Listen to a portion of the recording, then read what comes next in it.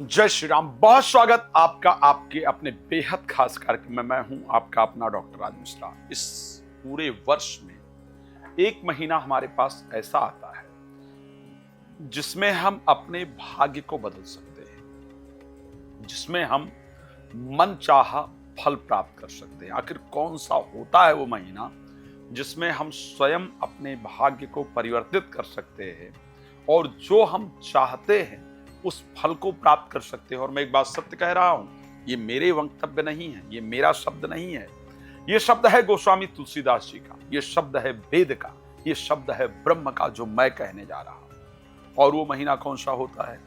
वो महीना होता है भगवान शंकर का सबसे प्रिय मास, जिसमें भगवान शिव अपने ससुराल जाते हैं, जिस मास में माता पार्वती ने भगवान शंकर की प्रार्थना की थी और कहा गया था कि अस तप काहू न कीन भवानी और भये अनेक धीर मुनि ज्ञानी। मैं एक बात, मैंने क्यों कहा यह महीना पसंदीदा है और मैं इस पूरे महीने में आप सबके लिए रोज रुद्राभिषेक करवा रहा हूं, रोज महामृत्युंजय मंत्र का जप आप सबके लिए करवा रहा हूं, क्योंकि आप लोग मेरे परिवार हैं और मैं चाहता हूं कि आप लोग प्रसन्न रहें, आप लोग सुरक्षित रहें, आप लोग जीवन में आगे बढ़ें।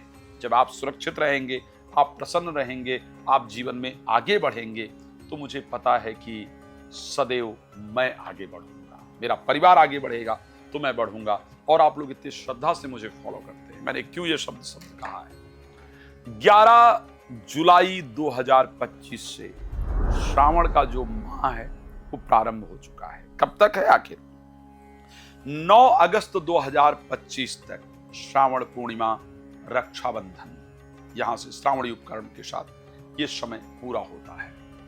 उसके बाद स्पेशली 23 तारीख को शिवरात्रि है, जिसको हम श्रावण शिवरात्रि कहते हैं, जहां पर कांवड़ यात्रा का जो जल इत्यादि है उसको विशेष रूप से चढ़ाया जाता है। फिर 29 जुलाई को नाग पंचमी है, जहां पर हम काल सर्प दोष इत्यादि, ग्रहण दोष इत्यादि का उपचार करते हैं। तो इस वीडियो में, बाकी वीडियो को लेकर के मैं बाद में चर्चा करूंगा, लेकिन पहले इस वीडियो में बता देता हूं कि मैंने क्यों कहा यही माह वो माह है जिसमें हम अपने कामनाओं की पूर्ति कर सकते हैं। इसलिए कह रहा हूं, श्री रामचरितमानस में गोस्वामी तुलसीदास जी ने कहा कि इच्छित फल बिन शिव अवराध है और लाहि न जोग जग के जप प्रसाद है। अगर मुझे अपने मन की कामना के अनुसार फल प्राप्त करना है, मैं जो चाहता हूं मुझे वो प्राप्त करना है या चाहती हूं वो प्राप्त करना है, तो बिना भगवान शंकर की कृपा के संभव नहीं है। इसीलिए भगवान शंकर की आराधना इस मास में जरूर करनी चाहिए। श्रावण में हम आप ही भगवान शिव का अभिषेक नहीं करते हैं, इंद्र इत्यादि देवता भी भगवान शंकर का अभिषेक करते हैं। इसलिए आप देखेंगे कि सोमवार को वर्षा जरूर होती है और श्रावण मास में सबसे अधिक वर्षा होती है। भाई, यही बारिश किसी और महीने में क्यों नहीं होती? श्रावण में ही क्यों सबसे अधिक होती है? आप देखिएगा, भाद्रपद में अधिक वर्षा नहीं होती, आषाढ़ में अधिक वर्षा नहीं होती, लेकिन श्रावण में अधिक वर्षा होती है। रीजन यही है कि देव भी आकर के महादेव का अभिषेक करना चाहते हैं, तो हम आप आखिर महादेव के अभिषेक से वंचित क्यों रह जाएं?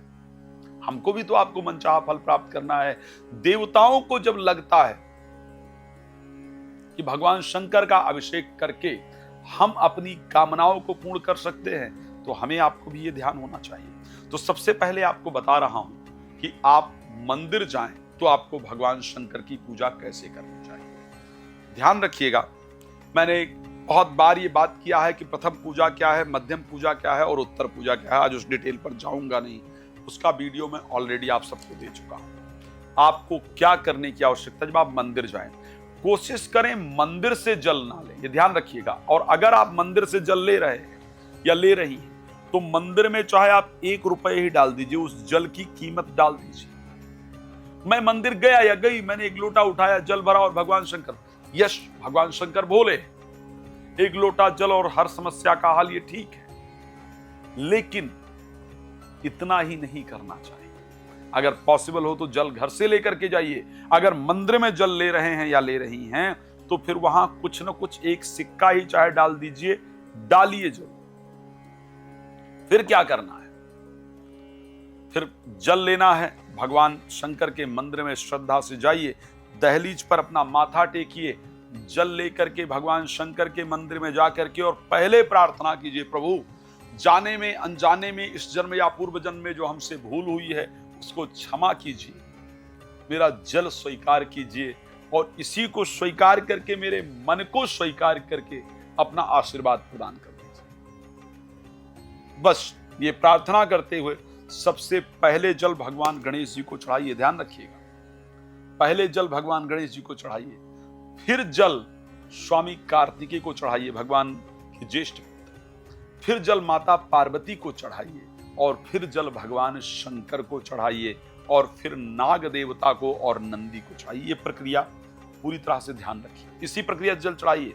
अगर आप दूध, दही, शहद, गंगा जल, घी इत्यादि, पंचामृत जिसको कहते हैं, दूध, दही, शहद, गंगा जल और घी, 5 चीजें अगर लेकर के गए हैं तो पहले आप दूध चढ़ाइए, फिर जल चढ़ाइए, फिर दही चढ़ाइए, फिर जल, क्रम वही होना चाहिए। इस क्रम से आप पूजन कीजिए।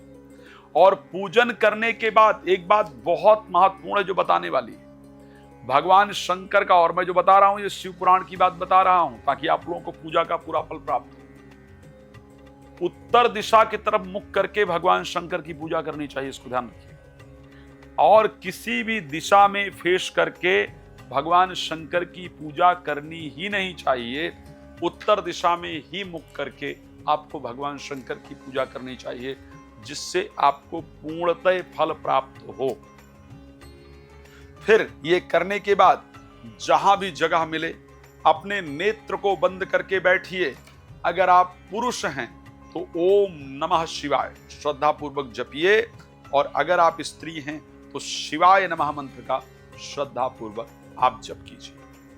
फिर जो भगवान शंकर की सबसे प्रिय चौपाई है श्री रामचरितमानस की, मंगल भवन अमंगल हारी और द्रवहु सुदशरथ अजिर बिहारी, इस चौपाई का 11 बार पाठ कीजिए। दूसरी चौपाई बहुत प्रिय है, मंगल भवन अमंगल हारी उमा सहित जहि जपत पुरारी, 21 बार इस चौपाई का पाठ कीजिए। फिर जो भी आपकी इच्छा है, आपके मन की कामना है, उसको भगवान शंकर से प्रार्थना कर लीजिए। मैं सत्य कहता हूं, प्रभु जरूर आपकी कामना पूर्ण करेंगे। मैं आपके लिए रेगुलर रुद्राभिषेक करवा रहा हूं, हर दिन 11 ब्राह्मण श्रद्धा पूर्वक आपके लिए रुद्राभिषेक करते हैं। 11 ब्राह्मण महामृत्युंजय मंत्र का जब श्रद्धा से करते ही करते हैं। रुद्राक्ष की सिद्धीकरण, रत्नों का सिद्धीकरण, सब कुछ आपके लिए चल रहा है। यदि आप उसमें मुझसे चाहते हैं कि आप मुझे मेरा रुद्राभिषेक करा करके प्रसाद स्वरूप रुद्राक्ष आप मुझे प्रोवाइड करा दीजिए, तो आप उसके लिए संस्थान में अपना नाम, गोत्र सब कुछ लिखवाइए। हम आपके लिए प्रॉपर रुद्राभिषेक करा करके और आपको रुद्राक्ष जरूर प्रोवाइड कराते हैं, इसको ध्यान रखिएगा। आपको रुद्राक्ष जरूर भिजवाते हैं। आप अगर चाहते हैं कि आपके लिए महामृत्युंजय मंत्र का जप हो, आपका भाग्य बदले, तो आप उसके लिए संस्था में मेरे साथ संपर्क कर सकते हैं। अब जिन लोगों के कुंडली इत्यादि के अंतर्गत, ये तो भगवान शंकर की सिंपल जो पूजा है उसका प्रोसेस है, इसको प्लीज जरूर फॉलो कीजिए। और हां, भगवान शंकर को बेलपत्र चढ़ाना नहीं भूलना है। शास्त्र कहता है कि त्रिदलम त्रिगुणाकारम त्रिनेत्रम चा त्रियायुधन त्रिजन्म पाप संहारम बेलपत्रम शिवार्पणम। भगवान शंकर को बेलपत्र चढ़ाने से 3 जन्म कृत्य जो हमारे पाप कर्म हैं वो सदैव नष्ट हो जाते हैं। तो इस तरीके से पूजन कीजिए, भगवान शंकर को बेलपत्र इत्यादि अर्पण कीजिए। आप, मैं किस चीज के लिए क्या पूजन करना चाहिए, मैं इस पर और चर्चा करूंगा। आप लोग बहुत प्रसन्न रहें, ये मेरी शुभकामना है। रात को 9 बजे, दोपहर को 12 बजे आप मेरे साथ लाइव जुड़ सकते हैं। जय श्री राम, बहुत धन्यवाद।